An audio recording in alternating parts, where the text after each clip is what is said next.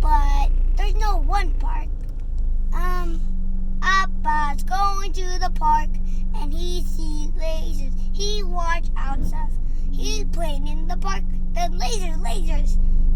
And then he has powers. Psh, psh. And then he goes to not a park, but the love sounds.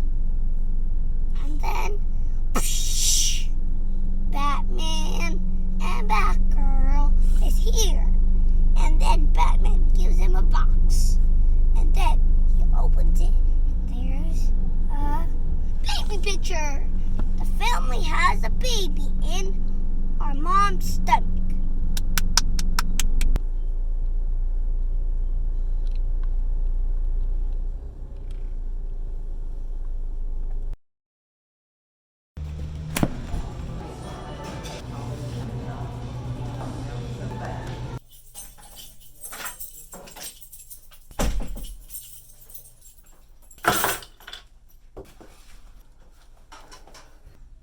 Hello, good morning. It's July 4th pretty soon. What are y'all gonna do this July 4th? My family and I, we don't really do much. We kind of just chill at home and we watch fireworks on TV. Watching fireworks on TV is the best because you have the best seat in the house. You get to see the whole show with no fat head in front of you or no like crying baby that's ruining the whole show. And that crying baby might be mine. It might be my kid. Sorry. But what are you guys all doing? Let me know. Write down some ideas in the comment section below. You know, a lot of people ask me this question, like, what do pastors do every day? What do you guys all do? And it's really funny. People really think that pastors, all they do all day long is like pray and read the Bible. That would be pretty dope actually, just to pray and read the Bible all day and just study and get into the scriptures. But you know what? Church is an organization. There's a lot of moving parts, lots of spinning wheels and gears. And staff and pastors are overseeing all those things, figuring it out, working out the kinks, the problems, oiling up some of the gears. And of course, there's people. That's what the church is. It's a body of people. It's a church family. Can you imagine 1,000 people, hundreds of people, and you are trying to take care of them. You're trying to talk to them. You're trying to counsel them. You're trying to pray for them. You're trying to answer questions. As pastors, we're trying to serve them. We're trying to walk alongside of them in life. Oftentimes share their struggles and problems relating to their emotional pain, physical pain, mental pain, spiritual pain. So no, pastors don't just pray all day. We don't do this all day. I'll run into your arms. I'll run into your arms. The riches of your love will always be enough. No, we don't do that. But you know, in my church background, that's kind of what they did sometimes. According to your culture and your background, that's okay. So pastors do a lot more than just pray and read their Bibles all day long. You should actually come and check us out. There's a lot that goes on within a church body, a church entity, a church organization. So with that said, let's get to work.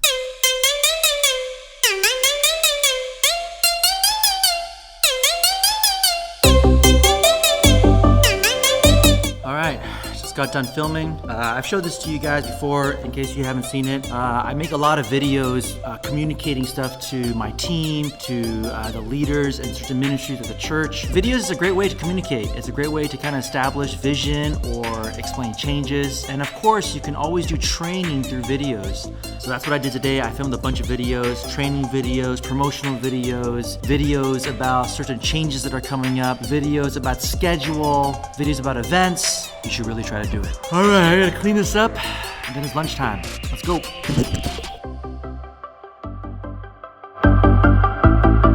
Don't judge me. July 4th celebration. Dance break.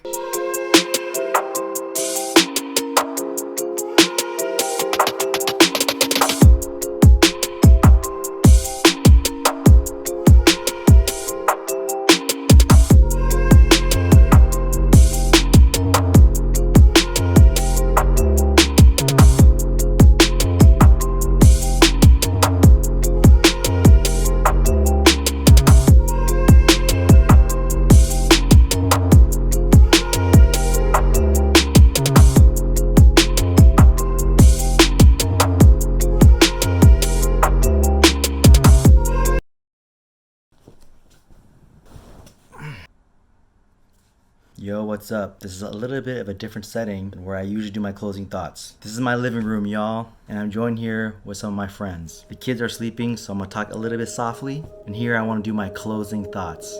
2 nights ago I was leaving the market and I heard someone call my name, but it was so faint in the background I didn't quite know if they were talking to me or not, and I happened to turn around. It was one of my old elementary students. I used to be an elementary pastor for about 8 years. I've known her since she was like in kindergarten or first grade, and now she's like a junior or senior in high school, and it was a trip. It was crazy. She was working at this market and we were catching up a little bit, and I was getting to learn about what she was doing, what she was involved in, what she was passionate about. But the interaction with that student was so awesome. It was so great catching up. It got me thinking about the crazy influence that some of us have upon people. And I don't want any person here to forget how strong influence can be. Now, the easy thing that everyone wants to think about and focus on is the obvious, which is negative influence. As an imperfect person, I have had bad influences on people. I'm not proud of it. I've made mistakes in the past, and it sucks. I wish I was more mature in certain situations. And of course, I want to try my best to have the least amount of negative influence or bad influence or some sort of influence upon people, turn them off to something, or didn't result in anything good. But that's easy. Everyone likes to focus on that. Too many people like to focus on imperfections and how dangerous it is to influence people because you might make a mistake. But let's focus on the positive influence. Do you know that you have influence upon people? Yes, you. You might think, I don't have influence on anyone. I don't have a lot of subscribers. I don't have a lot of followers. Only like 5 people like my posts on Facebook. It's like my mom, my dad, my brother, my sister. The point here is not to focus on how many people you have influence on. And I was thinking about that student, and I was thinking about how I've had the privilege of having a positive influence, godly influence, on a lot of students. I'm not trying to blow my own trumpet right now. I'm not trying to make my head all big and go on this ego trip. But this student was an example where I was thinking about how my influence had some good positive effect on this person's life. So I want to encourage all of you to know that you have influence upon people. But even if you're not a Christian, you can have a positive influence upon people. Know that you can have an influence filled with goodness and patience and kindness and gentleness, self-control, full of love and grace and mercy. That is the type of influence you want to have people and you have on people's lives. So think about your behavior, think about your conduct, think about your speech, think about everything you write on social media. Every post, it all has influence upon people.